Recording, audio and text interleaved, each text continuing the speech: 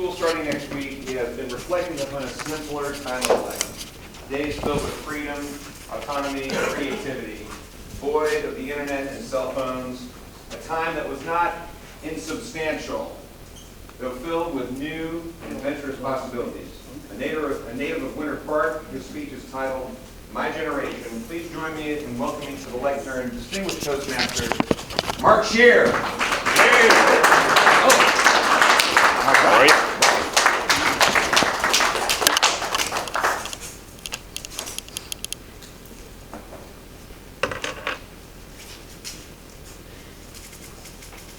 How many of you were here and can remember a couple years ago when Toastmaster Amy White gave some GOAT table topics of words and phrases that were used by millennials and Gen Zers? No cap. They were fire. It was lit. Actually, I didn't have a clue what they were talking about, but isn't it crazy the vast differences between one generation and the next? How many of you, along with Toastmaster Roy Shear, came from the silent generation? Toastmaster Shear, make note. How about the groovy baby boomers? Come on. Yes, sir. How about the tech-savvy millennials? Total lives mediated by the screen. And Gen Zers' use of social media is dope. Me, I'm a Gen Xer. Yes, sir. Man, it has been rad. This morning, I'm going to share with you what it was like growing up as a Gen Xer right here in Winter Park. First, we were wildly independent. We had a tremendous amount of autonomy and freedom. We were known as the latchkey generation. Why? Because it was total hands-off upbringing. Our parents had zero clue what we were doing, thankfully. And as the youngest of four, I quickly found out how not to get caught. The only time I had to be back home after getting on my bike in the morning time, still dark, riding my bike up to elementary school, there was no worries. I only had to be back home about when the sun was coming down, just in time for dinner.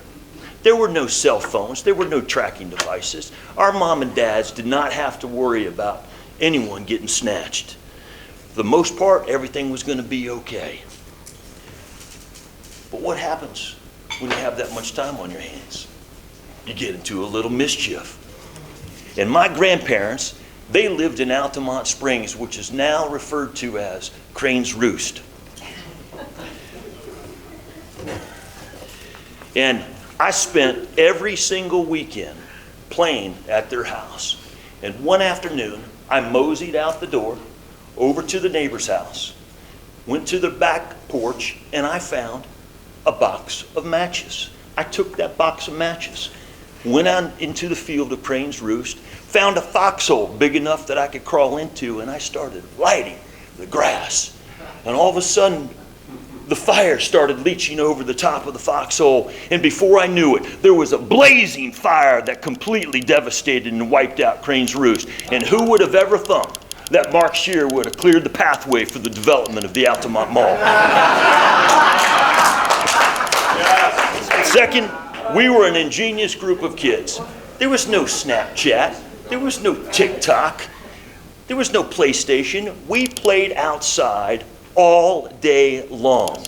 And one of our favorite things to do, I grew up on Lake Virginia, and we loved to play boat dock tag. You guys know what boat dock tag is?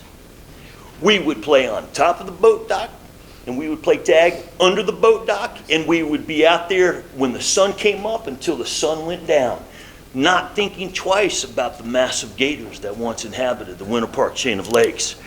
Sometimes we would scrounge up $1.25, sneak out of the house after midnight, go up to the local convenience store and buy a 6-pack of Black Label.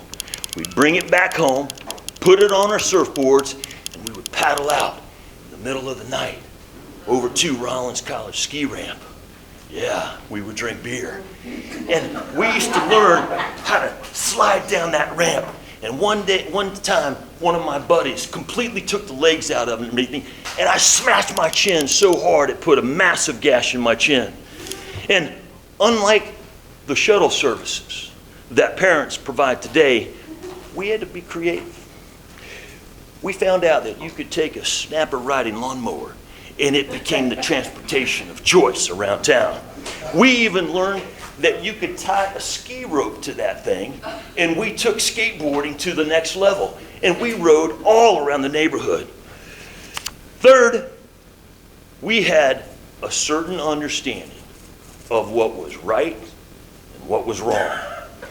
And if you didn't, you learned quickly.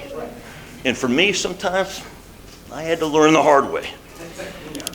I had an English teacher in 5th grade named Mrs. Gibson. She had eyes in the back of her head. And one day I thought she wasn't looking, and I took a pencil and I flicked it up into the ceiling, hoping that it would stick. And man, it stuck.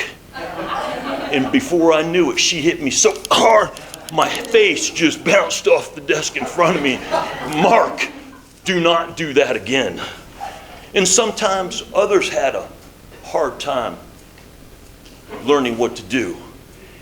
There were no bullies in middle school and high school here in Winter Park. And if somebody did decide to pick on some little guy, there'd be a group of us. We'd take that punk outside and we show him a world of hurt, and he'd quickly learn never to do that again.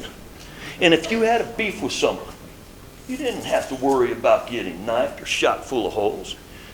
It was common knowledge. You were going to meet outside after school. The whole school knew about it. They were there, and you were going to duke it out. And man, we got in scraps all the time. But you know what?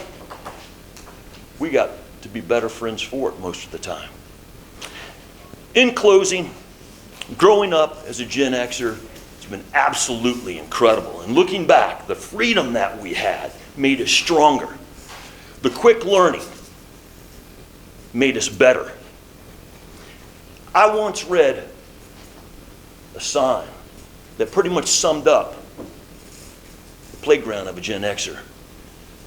And it read, in case of an injury, stop crying, walk it off, blow on it, you're fine, because nobody gives a rat anyways. Fellow Toastmasters, it has been amazing being a Gen Xer, and I am thankful beyond measure to be able to grow up in that generation. Fellow Toastmasters.